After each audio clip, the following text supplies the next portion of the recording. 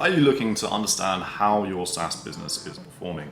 Do you want to know what the best metrics to measure are? It's easy to waste your time analyzing data and metrics that aren't relevant to your business and don't provide you with actionable insights. That's why I'm offering you this guide to SaaS KPIs and metrics that you can measure to understand your performance and drive your business better results.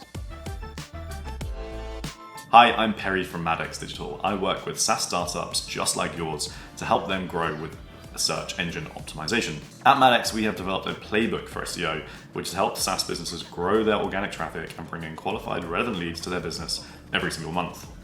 Today, in this video, I'm going to cover what metrics you can track to measure SaaS performance.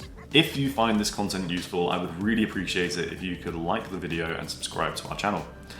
The YouTube algorithm loves it, and when that happens, it means I can create more content just like this for you.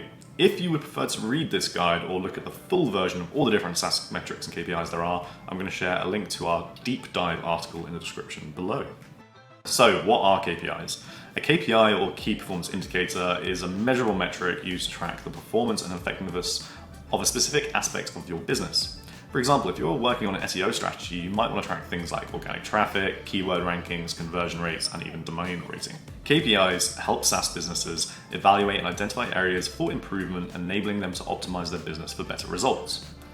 So why should you track KPIs? Success for a SaaS company may mean a lot of things, and really it depends on your individual business. However, you're most likely interested in growing your user base, growing the number of customers you have, and then retaining those customers, all in the aim of increasing your recurring revenue. Let's take a deep dive look at my top 6 key KPIs that you should be measuring for your SaaS business. So number 1, the basics, MRR ARR. Unless you're just starting out in your SaaS business, you are probably most familiar with these metrics. Monthly recurring revenue represents the monthly revenue generated from your subscription-based services, while ARR represents the yearly revenue generated from the same services. MRR is more relevant for measuring short-term revenue trends and is used for evaluating the impacts of price change, upsells, churn rates, etc. on the business. Even still, you probably want to track changes over the course of a few months to make sure that any changes and impacts that you have stay there consistently. ARR is more stable and predictable metric and provides a better understanding of the company's long-term revenue potential, and useful for forecasting, planning, and even pitching to those investors. Number 2, signups and paid conversions. Most conversion KPIs refer to different actions that visitors take on a website, such as subscribing to a newsletter, creating a free account, and directly result in either a lead that can be placed into your marketing sales or even a payment directly to your business. 2 types of conversions I would begin focusing on for SaaS are free account signups. Most SaaS businesses offer a free trial these days. With the increasing competition, it's a short way to get your potential customers hooked on your product before they decide to change their mind and try a different product. Free account signups metric measures how many new free users you onboarded in a given period of time. Usually most SaaS businesses will track their website visitors to a free account conversion rate. This metric can give you a glimpse into the effectiveness of a marketing campaign, as it directly shows you registered interest in your product. There's always a caveat. You want to make sure that the type of free accounts that you're attracting are the types of people who are going to eventually pay for an upgrade. Number 2, free to paid account conversion rates. The free account to paid conversion rate, as the name suggests, measures how many free users successfully converted to a paid user. This metric is crucial in understanding a few important factors. Is your product providing enough value so that users pay you money?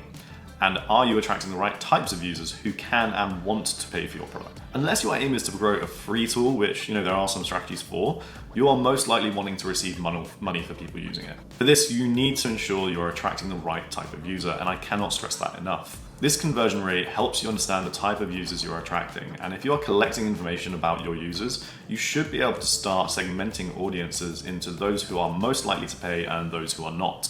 When you understand this information, you can start making shifts in your marketing efforts to attract those specific segments. The definitive number for conversion rates from industry to industry, but you should typically benchmark around 10 to 20%. Activation rates and engagement rates. Activation is usually one of the most underrated metrics. When I start working with clients, I often find that this metric is overlooked or forgotten. Activation is really about a specific event in your user's journey that indicates to you and your business, are they going to upgrade to a paid account, and are they likely to? If you want to understand what your activation metrics are, you should look at your paid conversions and track backwards to find the most common paths and actions your converted users take. When you understand what these key events are, you can start tracking how often people get to these events, your activation rate. and then take steps to try and improve the user journey to get more users to that activation rate. Number 4, customer retention and churn rate. Customers lost in a month divided by customers at the start of the month is your churn rate. Churn allows you to detect and evaluate customer satisfaction problems. If you have insight into the number of churned users, you can start looking into the impact of campaigns aimed at reducing your churn in a given period. Some actions you could take might be things like improving your customer support channels, inviting new customers onto demo calls, nurturing your existing customers through email to provide them helpful information to get the most out of their account. You should dig into the data and find out what the biggest segments of your churned customers are. For example, if you find that your biggest churn comes from users that upgrade and then don't come back to the app for a week, maybe you should try and nurture these customers within that first week to bring them back into your platform and using your product. Again, churn rates do differ across the board, but anything between 5 and 10% is normal activity and a potential target for you to aim for. Customer lifetime value. Another popular SaaS metric is the customer lifetime value, or CLTV, or even LTV. This shows how much money your business expects to receive from a customer over the lifetime of that account. The longer a customer continues using your product, the greater the lifetime value. Most businesses will look at a generic CLTV for all users, but I recommend looking at segmenting your customers and understanding CLTV by those segments. Prioritizing customers with a high CLTV can assist your team in providing better services, which end up retaining those customers on a longer basis. You could also look at those with low CLTV and see if this is a product or audience issue. If it's a product issue, maybe you can make some improvements and optimizations so that segment's CLTV increases. Customer segments engagement strategies based on CLTV can help increase revenue and customer satisfaction for your business. Number 6, cost of acquisition and LTV-CAC ratio.